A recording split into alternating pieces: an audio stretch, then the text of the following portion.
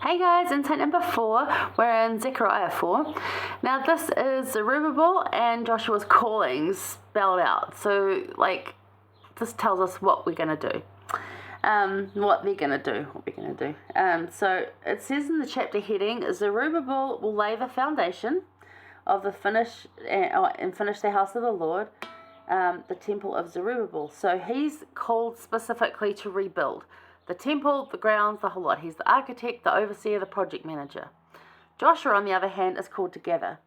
And you find that out later on. And there's a couple of interesting things in here that are poetically written. And remember, Zechariah dreams visions and symbolic objects like a lot of other prophets do, and still do. He sees a type of menorah with 2 olive trees either side, which represent 2 prophets in Jerusalem at the time of Armageddon. Now that's in 14a. We can read that. But, however, if you go back to verse 11, the trees there represent Joshua and Zerubbabel. One sent to rebuild Jerusalem and the one to gather the people. So you wonder then, and I don't have any proof of this, and maybe you do, and if you do, please tell us where you found that. If the 2 prophets in Jerusalem at the time of Armageddon are going to do the same thing, one sent to rebuild and one sent to gather. Maybe. Are they going to have the same jobs and the same callings as Joshua and Zerubbabel do? So it's a portent of the 2 prophets in the same place nearer the second coming. Each of us has a purpose, rebuild and gather. So each of us has a purpose. Each of us will have our own individual roles to do these things, whether it's rebuilding, gathering, or a bit of both. Right now, I'm volunteering the temple here. It's both, because it's rebuilding relationships and families, but it's also gathering as well. It's gathering people. I just spend my day, and I love it because I spend my day helping other people. And it's a very much customer service without being paid, volunteers to other volunteers role, and it's just a beautiful thing to have a privilege and an honor to do that, is to just spend your day helping other people. It is so rewarding. Oh, so rewarding to just help other people all day long. That's what you do. And not with silly things in a store. And I'm not down on anyone's job. Everyone needs a job to go do that. And I'm blessed that I have been able to take early retirement and not have to worry about that. But to just have that deeper purpose and that helping everyone, even when they're rude, because some people are. Some people forget their manners. Some people demand. Some people try and dictate how it's going to be. And it's well, no, actually, you can't have that. But it's still a purpose that I've got in my life right now, and I love that. So, have a little look at chapter 4. It is interesting in there that those two trees do represent that, and the way he sees that type of menorah. It's described in a way because I don't know if they use the word menorah, but the way he describes it, it is a type of that. It has the 7 branches of candles and the 2 bowls on it, and it's he says 7 pipes to the 7 lamps. I mean, I don't know how that works there for them, but that's what they're done to do. So, each of us has a purpose. So, Elder Raphael E. Pino, now he's a 70, he said, "The Lord knows where each piece belongs so that it fits into the plan."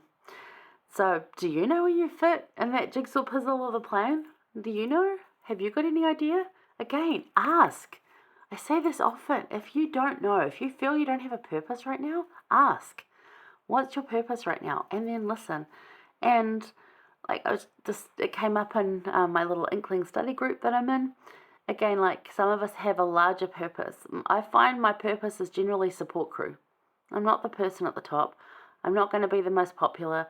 Probably not even noticed. Sometimes I get noticed. I definitely get thanks. I don't feel that people don't thank me. They do. They're really good at that. But I'm never going to be the star of the show. I'm support crew, and I'm good at being support crew. And it allows those people that are meant to be there to shine, to do that, and to bring people peace and upliftment and goodness and grace and that. And I'm never going to be that major like person. I'm never going to be an Emily Bell Freeman. I'm going to be a Lorraine Pemberton, and that's me.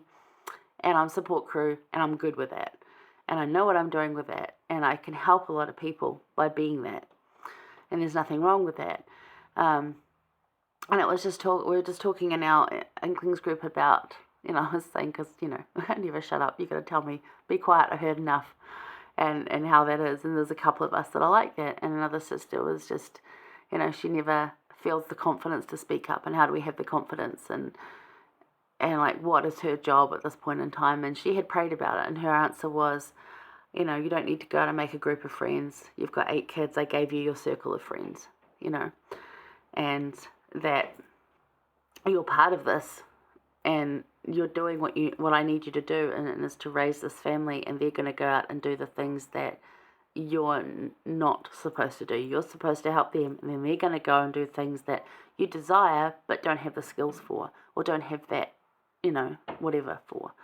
And that's how it works. And for her, it was a beautiful answer, but it also but I still would really like to learn how to do those things.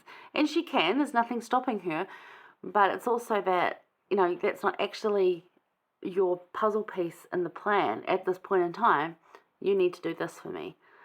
And if you can embrace that little puzzle piece that you are at this point in time, the blessings come. They really do. And you fit in, and that whatever you're doing, and which is the message here, is maybe Joshua didn't want to gather. Maybe he wanted to rebuild. Maybe Zerubbabel didn't want to be an architect, but he rebuilt, and whatever he's going to build is never going to be as good as Solomon's temple, and people are always going to be comparing it to that. And yet the temple, as I said, is perfectly fine. It's operational. It would have been standing, and it would have been peaceful, that just as same as Solomon's was, probably a bit more, because you focus on peace rather than all the prettiness. But, people are going to do that. It is a natural human instinct to do that. Like, I don't want to do this job. I want to do that one.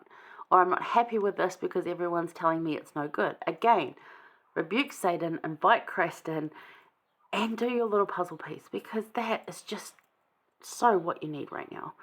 I don't know how to put it any better, but each of us does have a purpose, wherever it fits in. We all have a purpose, and we all need each other. There's no way any of us could do anything that we do if we didn't have each other. I couldn't do this if I didn't have support from you guys. Would be no point, right? I'd be like recording and sending it out to nobody. So, we all need each other. There's a place for all of us. So remember that, and don't feel that you're left out. The Lord needs you just like he needs the rest of us.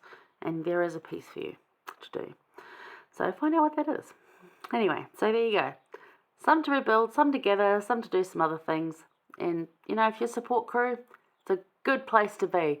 Some awesome people working in those kitchens and yards and houses and wherever else, We're on the ground. We're the crew. It's good stuff.